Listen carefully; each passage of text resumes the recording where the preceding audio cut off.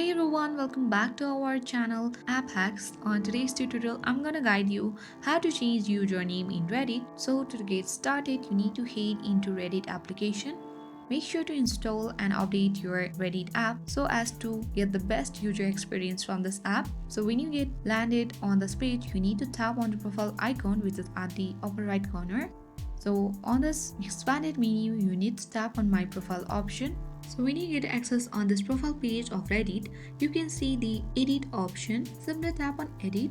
So on this page of edit profile, you can see the option of display name, so which is optional. We don't find here the username option. So simply you need to tap on display name and let me set this display name to another name here.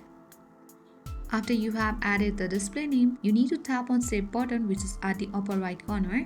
So when you come back to the same profile page, you can see that my display name has already been changed, but unfortunately there is no any username edit option on this page. So let me inform you that you cannot change username in Reddit once you have set a username while you have created your account on Reddit. So if you wanna change your username, then you need to create another Reddit account on Reddit app and only you can change your username. I hope you got the information well. If this information was useful for you, then hit the like button, subscribe our channel and press the notification bell for the further support on our channel. Thank you guys.